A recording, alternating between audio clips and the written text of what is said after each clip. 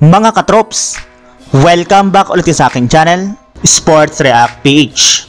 At ngayon nga ay pag-uusapan natin ang balitang pinagtatawanan na nga po ngayon ng mga fans, si Jamal Murray. Pag-uusapan na rin nga natin dito sa ating panibagong video, ang balitang pagkuha ng Toronto Raptors kay D'Angelo Russell.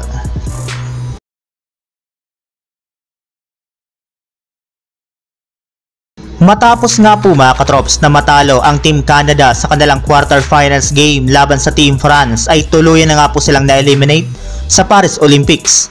At katulad nga po ng inasahan ay hindi nga po ito pinalagpas pa ng kanilang mga fans para batikusin ang kanilang buong koponan, lalong-lalo na ang kanilang mga superstar na sina Dillon Brooks at maging si Jamal Murray.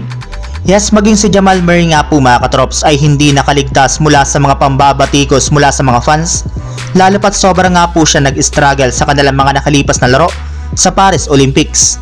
Sa katunayan, sa kabuuan nga po ng Olympics ay nag-average lamang nga po ito sa Canada ng 6 points, 3 rebounds at 3.8 assists sa kanyang 29% shooting sa field goal at 14.3% naman sa 3-point line. Ikangay mukhang nagkakaroon lamang nga daw po ito ng magandang performance o laro sa tuwing kalaban nga po niyang Los Angeles Lakers. Ngunit kapag hindi nga po niya ito kaharap ay napakalamya nga po ng magalaw nito sa loob ng court. Samantala, punta naman tayo sa ating sunod na pag-uusapan sa balitang pagkuha ng Toronto Raptors kay D'Angelo Russell. Naibalita ko na nga po sa inyo mga katrops na isa nga po si D'Angelo Russell sa mga manlalaro na ipang-offer ng Lakers sa Portland Trail Blazers upang makuha nga po nila si Jerami Grant sa trade ngayong offseason. Ngunit base nga po sa kalalabas pa lang na balita ngayong araw, mismong front office na nga po ng Blazers ang nagsabi na ayaw nga po nilang kunin sa isang trade package si D'Angelo Russell since mas gusto nga po nila na makakuha sa Lakers ng ibang players. Kaya dahil nga po dyan ay mukhang kakailanganin na naman nga po nila Pelinka na gumawa ng bagong ipang-offer nga po nila sa Blazers na tatanggapin na nga po nito bilang kapalit ni Jerami Grant sa mga susunod na araw.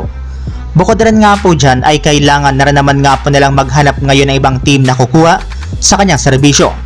At sa kabutiang palad rin naman nga po mga katrops ay may lumabas na rin naman nga pong balita na interesado pa nga po ang mga teams ng Toronto Raptors at Brooklyn Nets kay D'Angelo Russell ngayong offseason.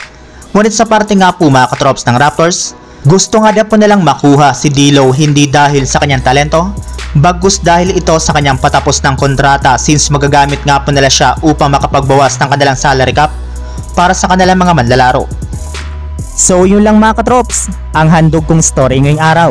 Sana nag-enjoy kayo, please like and subscribe my YouTube channel, Sports React PH para sa iba pang story at update patungkol sa NBA.